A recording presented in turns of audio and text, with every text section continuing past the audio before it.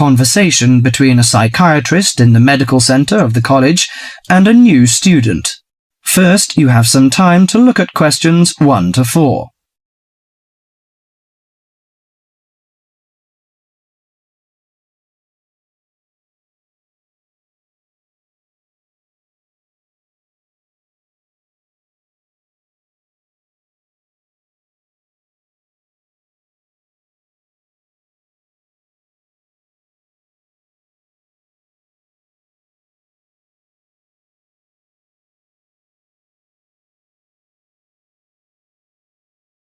Now listen carefully to the conversation and answer questions 1 to 4.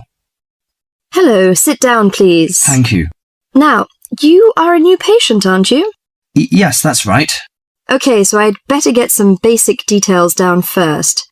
Right, we'll start with your name. Martin Hansen.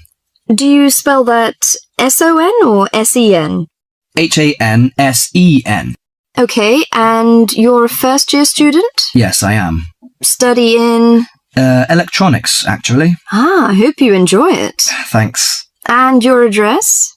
2805 Hesperian Avenue, Hayward. 2805 and Hesperian. Yes, that's Hesperian. Hayward, Hayward. And your phone number? 734-246-55. 734-264-55. No, you got the 6 and the 4 the wrong way round. It's 246-55. Huh? Sorry, right. And, when were you born? The 15th of June, 1986. Here in New Zealand? No, I was born in Sydney. Before you hear the rest of the conversation, you have some time to look at questions 5 to 10.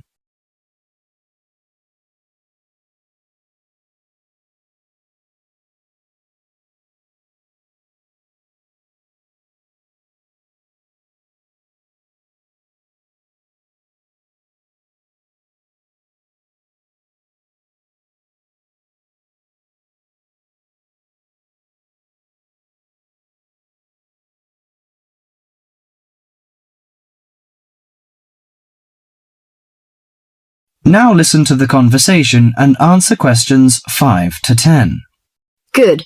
So, what's your problem? Well, frankly, I wonder whether it is a problem. I get the blues, and it lasts for quite a while. I don't know how to... Yes, we all feel sad or get the blues now and again. Generally, our sadness lessens in time, and with the support of friends. However, if the depression leads to difficulty in thinking and greatly disrupts your daily routine, it can be evidence of a psychiatric problem. What do you feel exactly? I always feel sad and worthless. I find it hard to fall asleep and wake up early in the morning. How long has it lasted? Nearly half a month. Do you feel fatigue or loss of energy? Or you may have lost interest or pleasure in usual activities? Yes, sometimes. At first I thought I could overcome it by myself, but I failed, and I'm so glad that you came here. It seems that you are suffering mild depression from your symptoms. Depression? Yes, I feel depressed sometimes. But why would I... Depression may occur as a result of biochemical changes in the body. Alcohol, amphetamines, cocaine, and LSD can bring on depression. Those who have a family history of depression usually have a greater risk of depression. Sometimes the worrying changes in life can lead to depression. I see. I had a really bad breakup of a love relationship. It makes me feel hopeless. Do you think I need some treatment? Yes. Antidepressant medications are often used to treat depression, if it is serious. But I don't suggest them at first because of the side effects. I suggest psychotherapy, which can give you support and help you regain control. So do I need to come here every day? No, I will arrange counselling sessions for you, which will last 12 to 20 weeks. You come here once or twice each week. The psychotherapy is directed at helping you gain insight and understanding about events in your life, which may have contributed to your depression. With growing insight, you can often learn more effective ways of coping with your feelings and changing your behavior. What can I do to take care of myself? Well, at first you should do some physical exercises on a regular basis, at least 3 times a week. How is your food? Do you eat well? Yes, I think so. I eat at my homestay family. Good. Find a hobby or a positive recreational activity to participate in once or twice a week. I know it's difficult for you, though. When you feel it's hard to overcome the depression, come to the counselling session. Remember, ask for help if the load is too heavy to handle. Yes, I'll try. So, when will my counselling session begin? I'm going to arrange that for you. That is the end of part 1. You now have half a minute to check your answers.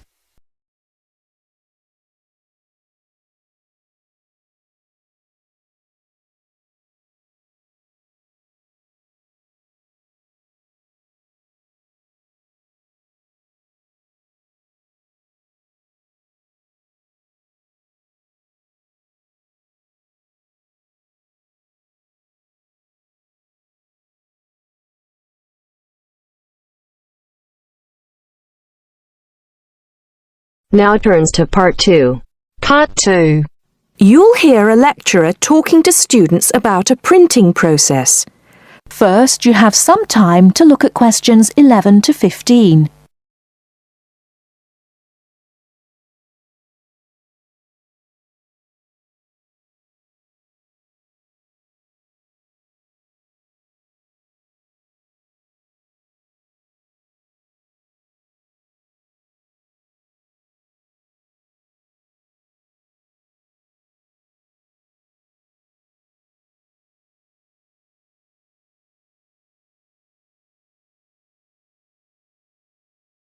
Now, listen carefully and answer questions 11 to 15.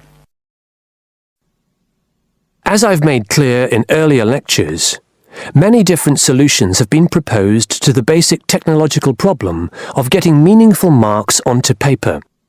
In other words, several different forms of printing have developed over the years, many of which are still in use today for different purposes. This week, I'd like to discuss the rotogravure process. This is one of the most widely used printing processes, and after describing how the process works, I'll be describing some of its industrial uses and the advantages and disadvantages of this form of printing. As the name implies, rotogravure is a form of printing in which large cylindrical pieces of metal rotate, while the paper to be printed passes between them. The paper is held in place against the printing surface by the impression roller. The weight of this roller is one of the factors that affect how much ink is actually transferred to the paper. Remember that this roller does not directly transfer ink onto the paper. The side in contact with the impression roller remains blank, and it's the other side of the paper which is actually the printed side. The impression roller presses the paper against the ink-bearing roller, generally known as the gravure cylinder. This roller is etched or engraved using either a laser or a diamond-tipped etching machine. This creates a large number of tiny holes in the surface of the roller which hold the ink. The depth and size of these holes determines how much ink is picked up from the ink fountain, which the whole printing assembly rests in. How much ink is picked up, in turn, determines the density of the image produced. As it rotates, the lower roller picks up more ink on its surface than is required, and this needs to be removed before contact with the paper. A flat edge, called the doctor blade, scrapes against the surface and removes all ink which is not in one of the holes on the surface of the lower roller. This should lead to a clean image. Before you hear the rest of the talk, you have some time to look at questions 16 to 20.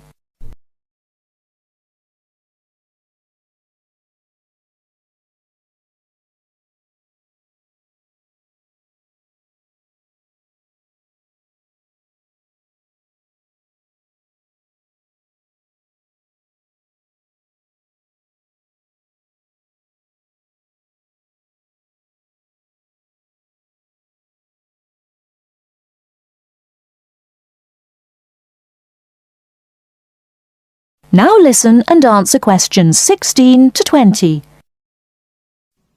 Now that we understand a little of the mechanics of rotogravure printing, I'd like to look at it in the wider context of the printing industry and discuss the main uses. One of the main advantages of the rotogravure process is that the amount of ink which can be transferred to the paper is high compared to other printing methods. This means that a broad density range can be produced. In other words, with rotogravure, it's possible to produce many different light and dark shades, making it particularly suitable for reproducing photographs and fine art. For shorter print runs, some other processes may give a finer image, but rotogravure is ideal for jobs that involve printing, for example, 1 million magazines. One common place where you'll see printed matter that has been produced by rotogravure is in the advertising material that is often inserted into Sunday newspapers. Of course, it's not just paper that can be printed by rotogravure. It's a very flexible process, since the rollers used can be made to any size required. Whether it's consumer packaging or large rolls of floor covering that need to be printed, rotogravure is a relatively cheap, quick method that is used in a variety of industries. This isn't to say that rotogravure is without its disadvantages. Probably the main drawback is the fact that, with large areas of colour, the dots are visible, even without using any kind of magnifying aid. Now, does anyone have any questions about the rotogravure process? That is the end of part 2. You now have half a minute to check your answers.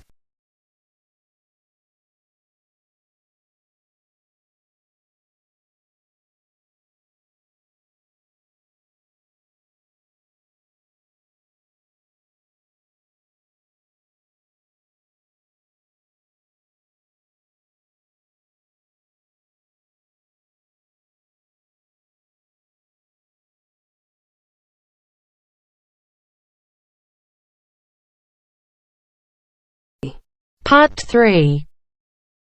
You are going to hear a lecture about the Miners' Hotel. First, you have some time to look at questions 21 to 24.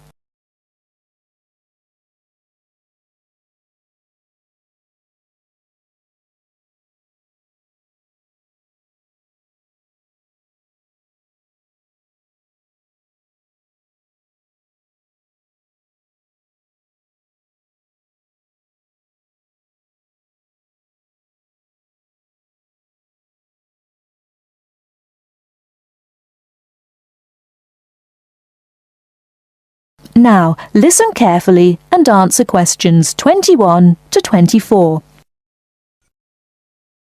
Good evening and welcome to the Miner Hotel. We are pleased to have you as our guest. I will give you a brief information session to tell you everything you need to know to make this a pleasant stay.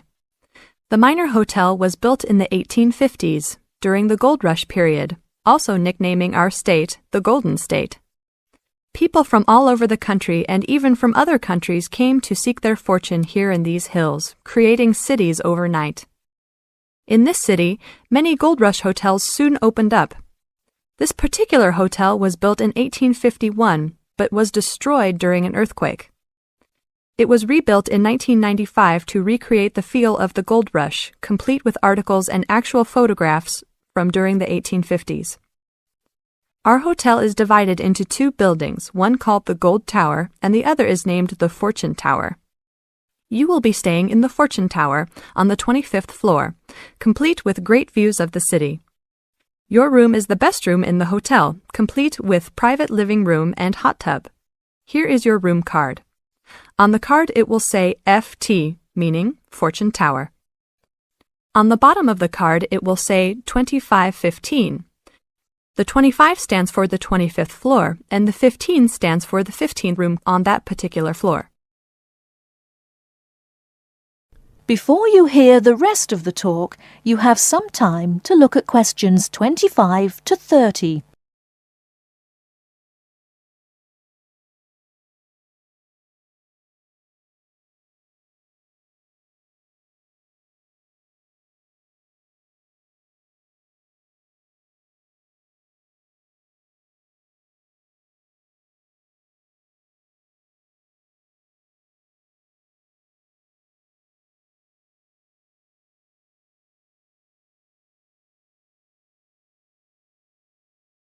Now listen and answer questions 25 to 30.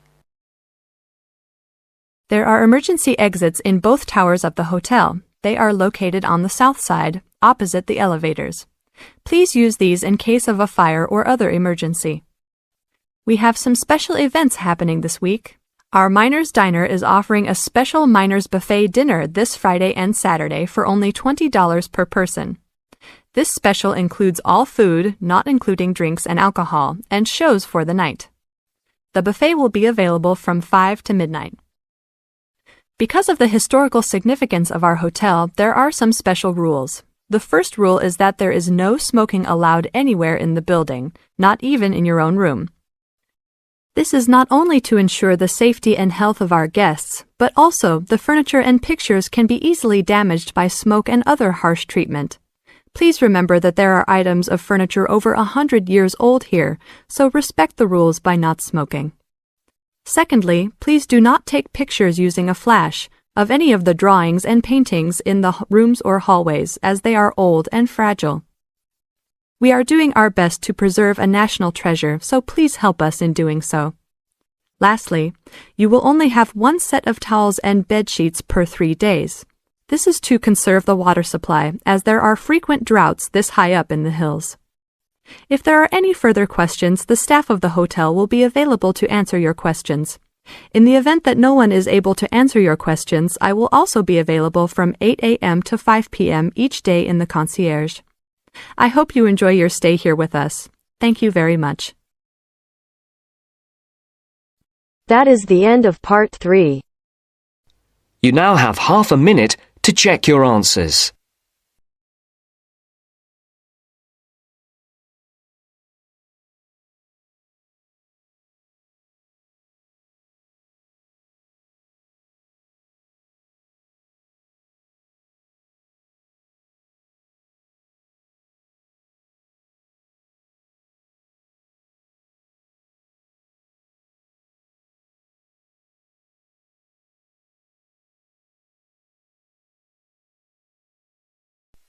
Now turns to part 4. Part 4. First, you have some time to look at questions 31 to 40.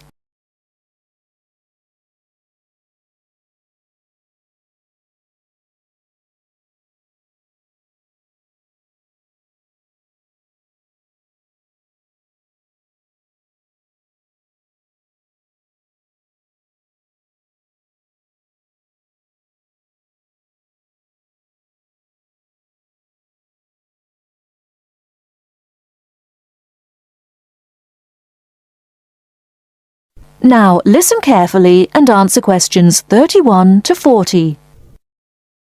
The word thesaurus comes from Greek and means treasure house. So, to tell us more about Roget's thesaurus is linguist Dr. Cindy Channer. Now then, Cindy, we know Roget classified the English language. Well, the 150th edition has just come out. It sold 32 million copies. Yes, that's right, 32 million. What is it? Roget's thesaurus. Now, Roget's thesaurus is a type of dictionary in which words with similar meanings are grouped together. The word thesaurus comes from Greek and means treasure house. So, to tell us more about Roget's thesaurus is linguist Dr. Cindy Channer. Now then, Cindy, we know Roget classified the English language, but what do we know about the man himself? Well, Mr. Roget, or to give him his full name, Peter Mark Roget, was a very interesting man indeed. He grew up in London, he was French, and he spent his early life in a French community there. He later travelled all the way from London to Edinburgh to study medicine at the university there, and graduated when he was 19 years old, and he later went on to become a founder of Manchester Medical School. So his life focused around his career as a doctor? Well, actually, no. Roget had a very wide range of interests indeed. In fact, he was a writer and wrote about many topics such as bees, the kaleidoscope, and even perception and feeling in animals. And he was an inventor too. In fact, in 1814, he invented an early version of the slide rule. The slide rule? Yes, the device that can calculate numbers. Then 10 years later, he developed a prototype for the cine camera, and he also got involved in a range of different projects. For example, he became head of a commission investigating London's water supply, and he developed a method of water filtration through sand. And he was involved in the area of education. He was one of the founders of London University. And do you play chess by any chance, Mark? Yes, I do. Well, Roger invented the travelling chess set. So next time you're playing a game of chess on a train, you have Mr. Roger to thank. So, how did he actually find the time to classify the English language? Well, he only turned his full attention to the thesaurus when he retired, and that was when he was in his 70s. So what inspired him to write the thesaurus? Well, Roger believed that he should bring as much happiness and knowledge to the greatest number of people. So, during his career as a doctor, he gave free treatment to patients who couldn't afford to pay. We also know that he set up a clinic to help poor people to recover from operations and serious illnesses. Basically, he wrote the thesaurus to help people learn. He aimed to help those who needed practice in writing. He believed that writing skills would help people become more independent and lead happier lives. How popular is the thesaurus today? Well, it was first published in 1852 and it has never been out of print since. In fact, the book has become more popular with each edition that comes out. The invention of the crossword puzzle in 1913 certainly helped to increase the sales figures, though. I think the main reason why it is so popular is that it's thematic. So you can come across words that you've never even thought of when you began looking for the word in the first place. Thanks, Cindy. Now join us again after this short break, when I'll be talking to Derek Spode, chairperson of East Anglian News. That is the end of part 4. You now have half a minute to check your answers.